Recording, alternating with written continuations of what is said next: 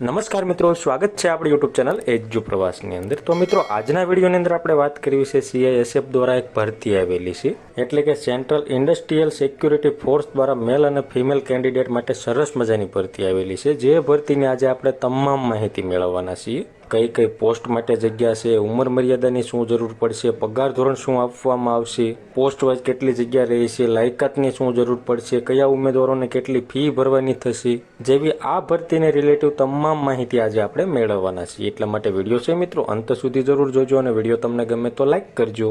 આ વિડીયોની લિંક તમારા મિત્રોને શેર કરજો અને આપણી ચેનલની અંદર નવા આવેલા હોય તો ચેનલને સબસ્ક્રાઇબ કરી બેલ આઇકન ઉપર પ્રેસ કરવાનું ભૂલશો નહીં, જેથી કરી આવી કોઈ પણ માહિતીના વિડીયો અમે અપલોડ કરીએ તો એની નોટિફિકેશન છે મિત્રો સૌથી પહેલા તમને જોવા મળે। તો ચાલો મિત્રો, આ ભરતીની તમામ માહિતી મેળવીએ। સૌ પ્રથમ વાત કરીએ પોસ્ટનું નામ, તો કે કોન્સ્ટેબલ અને ટ્રેડમેન માટેની સરસ મજાની બે પોસ્ટ છે। જેમાં વાત કરીએ ઉંમર મર્યાદાની, તો કે 18 થી 23 વર્ષ રહેશે। પ્લસમાં ભારત સરકારના નીતિ નિયમ મુજબ કેટેગરી વાઇઝ છૂટછાટ મળે છે, એ મળવા પાત્ર રહેશે। જેમાં SC/ST માટે 5 વર્ષની, OBC માટે 3 વર્ષની, એક સર્વિસમેન માટે 3 વર્ષની, એવી રીતે વધારેની જે કેટેગરી વાઇઝ છૂટછાટ મળે છે એ મળવા પાત્ર રહેશે। કોન્સ્ટેબલ ટ્રેડ્સમેનમાં પગાર ધોરણ જોઈએ તો કે 21,700 રૂપિયા તમને મહિનાનો પગાર આપવામાં આવશે। જેમાં વાત કરીએ પોસ્ટ મુજબ જગ્યા, તો કે કુકની અંદર મેલ ઉમેદવારો માટે 400, ફિમેલ માટે 44, ટોટલ 444, એક સર્વિસમેન માટે 49, એવી રીતે 493 જગ્યા કુક માટે રહેશે। એવી રીતે આપણે ટોટલ જગ્યા જોઈએ, તમારે મેલ, ફિમેલ અને એક સર્વિસમેનની જગ્યા જોઈ લેવાની। કોબલર માટે ટોટલ જગ્યા 9 રહેશે, ટેલર માટે 23 રહેશે, બાર્બર માટે 199 રહેશે, વોચરમેન માટે 262 જેટલી જગ્યા રહેશે,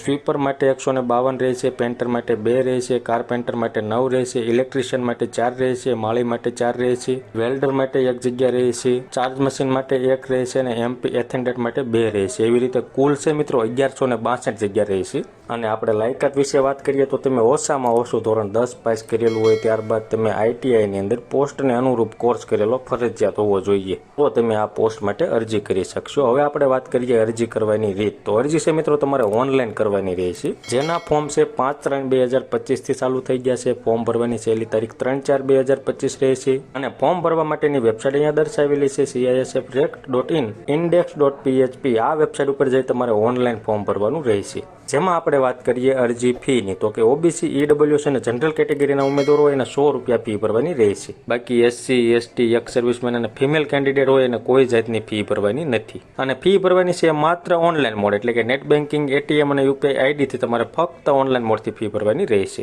જેમાં આપણે વાત કરીએ ફોર્મ ભરવા માટે જરૂરી ડોક્યુમેન્ટ, તો કે શૈક્ષણિક લાયકાતની તમામ માર્કશીટ, જાતિનું પ્રમાણપત્ર, આધાર કાર્ડ, પાસપોર્ટ સાઇઝનો ફોટોગ્રાફ અને સહી, તેમજ મોબાઈલ નંબર અને ઈમેલ ID, આટલા જ ડોક્યુમેન્ટની જરૂર પડશે અને તમે ઓનલાઈન ફોર્મ ભરી શકશો।